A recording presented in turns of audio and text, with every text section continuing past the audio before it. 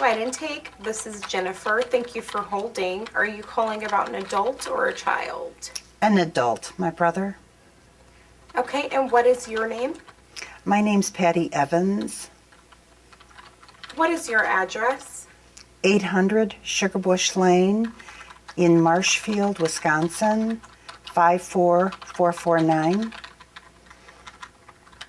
And a good phone number for you? 715-555-1212. And do you have a secondary phone number that can be listed? No, I don't.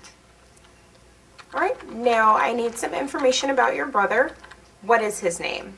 His name is Paul Jones. And what is Paul's address? Let me look here. It's 487 County Road 2250, and that's in Smith, Texas. And what is his phone number? 512-555-2929. And is that a landline or a cell phone? That's a cell phone. Okay. And what is Paul's date of birth? It's February 14th. He's 64, and I can't remember the year. That's okay. We can use the approximate age. What is Paul's marital status? He's widowed.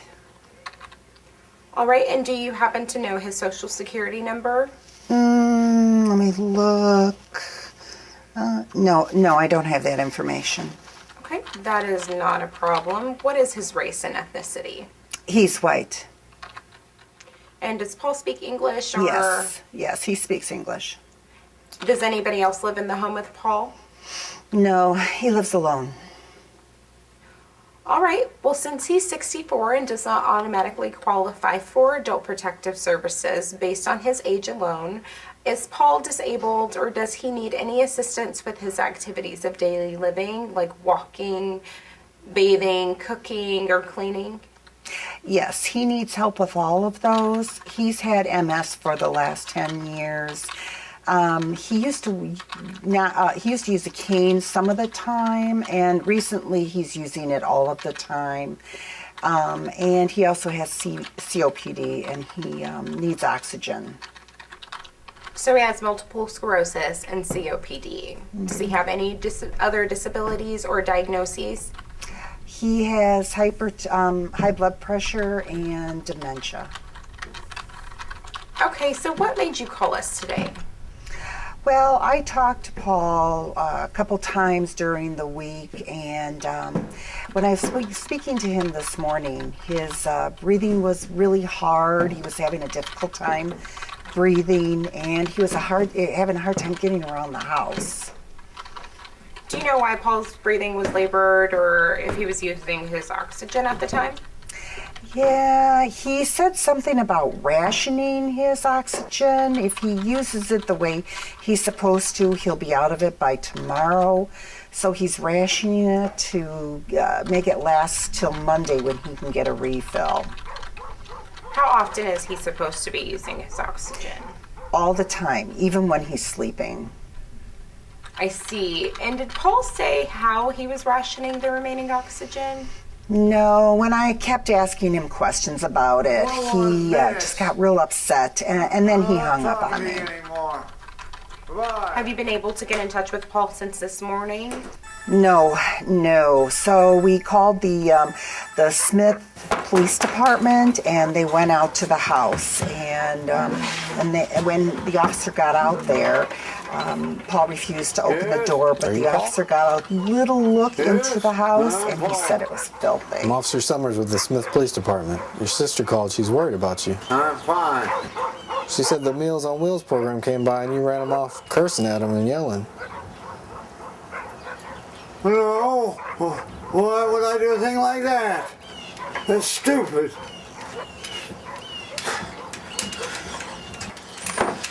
I'm fine. And what exactly did he say was filthy about the house? Well, inside the house are 4 dogs, and there were feces all over the living room. And the officer said that as he was walking up to the house, he could smell a real strong smell of urine. And I also think that Paul may not have enough food in the house, and that he might be eating some of the dog food. Are there any other concerns about the household conditions? No, except that the officer did say something about Paul not having sound judgment.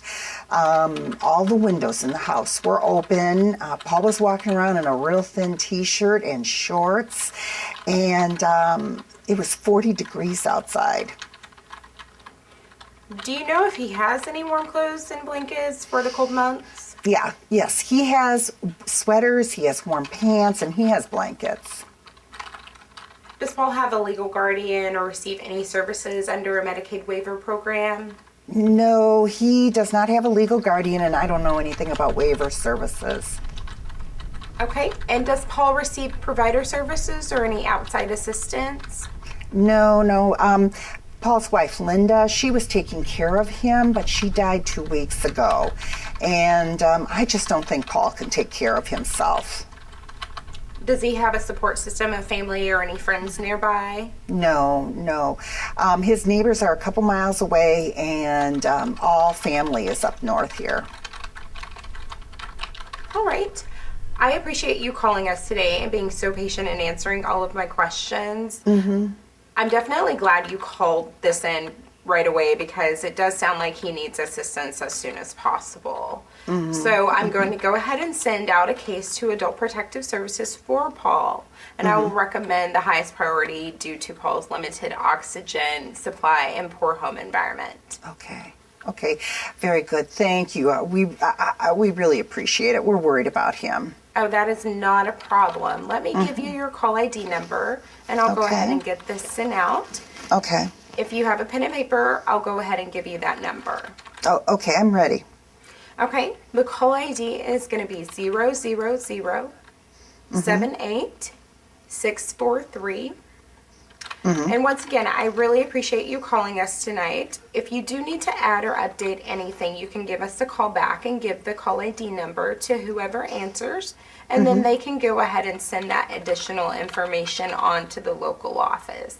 Okay. And we are open 24/7, even on the holidays, so feel free to give us a call whenever you need to. Okay. All right. Thank you very much. No problem, and thank you for giving us a call tonight. Okay. Well, have a nice evening. Thank you. You too. Bye-bye. Bye.